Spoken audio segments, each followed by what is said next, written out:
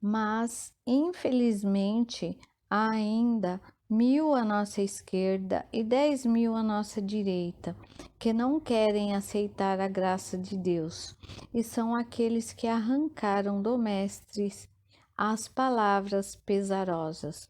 Ó Jerusalém, Jerusalém, quantas vezes eu quis reunir teus filhos, como a galinha recolhe seus pintainhos sob as asas, e tu não quiseste. Tal situação continua nos parecendo triste, ainda que tenhamos obtido nossa liberdade. É a tristeza de olharmos para os pais, filhos, irmãos, esposa ou marido, para nossos vizinhos e pensarmos: por que não podes aceitar o que eu encontrei? Porém, quanto mais caminharmos nessa senda, mais fácil nos será entender que isso não é acessível para qualquer um que o busque, a não ser na medida em que estiver pronto para isso. Por vezes, tornamo-nos prontos só por causa da futilidade e frustração anteriormente sofridas. Todo pecado, doença, toda perda por que passamos tem sido partes necessárias da nossa experiência como um todo, sem o que não estaríamos prontos e preparados para absorver os desdobramentos de uma verdadeira mensagem espiritual. Digo isso sabendo que alguns de nós atingiram os abismos dos maiores pecados, doenças e perdas, enquanto outros pouco teriam de que se queixar.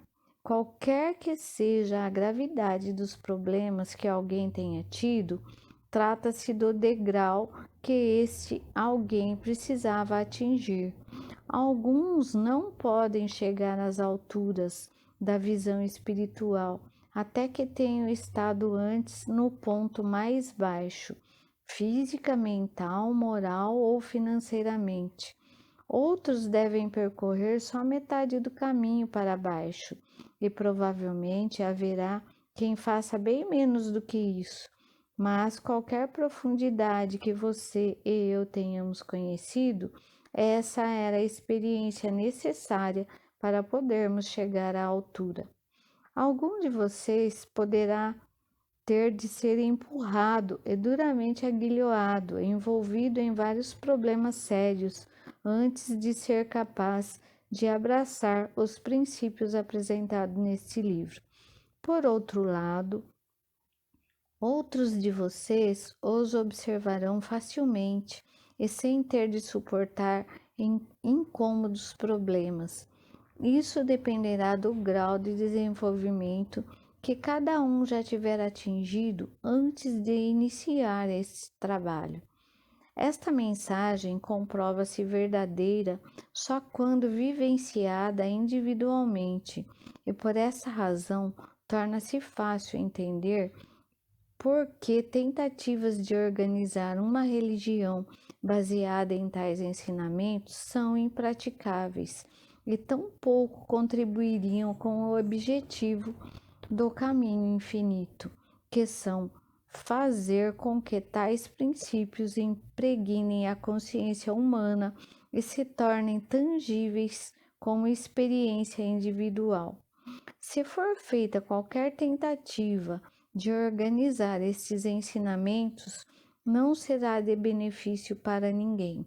Da mesma forma, se for para obter uma contribuição mensal ou anual, ou será sem propósito.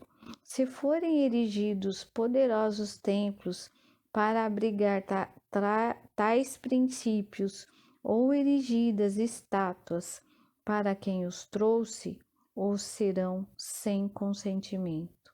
Só uma coisa demonstrará a veracidade desses ensinamentos: descobrir seus princípios e tomá-los dentro do coração, da mente, da alma e do corpo, vivendo com eles, movendo-se e tendo o próprio ser neles, com e por meio deles, até que se tornem demonstráveis na própria pessoa. Então você será a luz do mundo, de um mundo talvez limitado à sua família ou comunidade, ou que pode ser tão vasto quanto a terra toda. Duas pessoas não podem trilhar o mesmo caminho, não podem se envolver do mesmo modo. Tudo depende do seu grau de percepção. A mensagem inteira desse livro baseia-se no princípio da existência de uma graça interior, que não atua por meio do poder físico ou mental. Tal graça de que muitos ainda não têm consciência atua apenas quando a fé em toda e qualquer coisa tiver sido abandonada, aí incluído um Deus de quem a humanidade espera milagres e por quem a humanidade espera desde o princípio dos tempos. Ao longo da história do mundo, houve diversos conhecedores desses segredos, e cada um deles, de quem temos conhecimento, compartilhou-os com aqueles que se tornaram seus discípulos e seguidores. Em todos os casos, contudo, após uma ou duas gerações, os ensinamentos foram adulterados e seu verdadeiro espírito desapareceu da face da terra, só para ser revelado mais tarde para outros em um processo repetitivo. Diante desse fato, é natural que se pergunte qual seria a vantagem de ensiná-los de novo.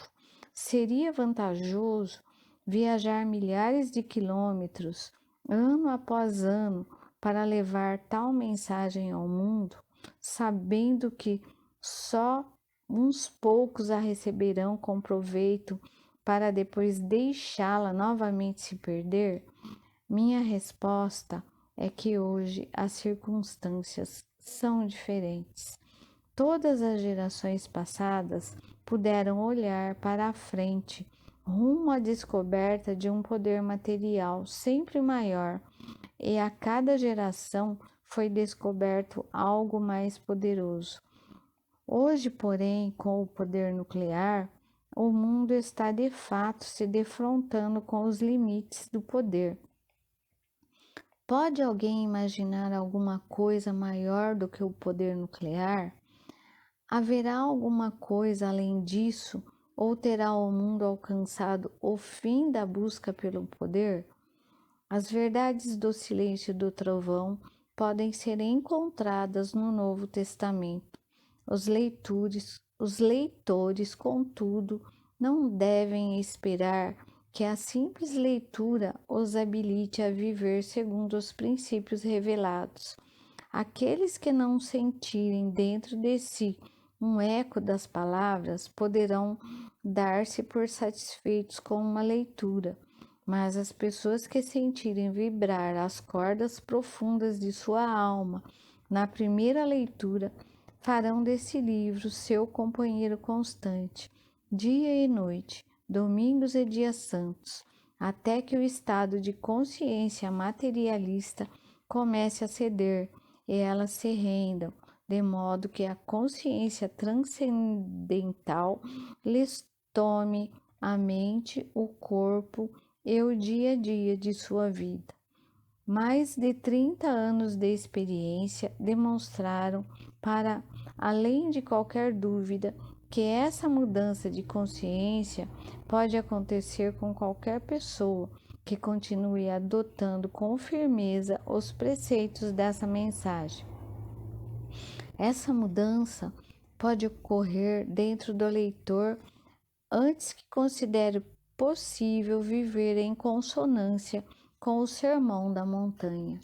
A finalidade desse livro é revelar a consciência transcendental e, desse modo, desenvolver a consciência individual até que a pessoa possa dizer sinceramente: eu vivo, mas já não sou eu. O Cristo é quem vive em mim. Nosso propósito só pode ser alcançado morando, vivendo e tendo o próprio ser, e estando continuamente no Verbo.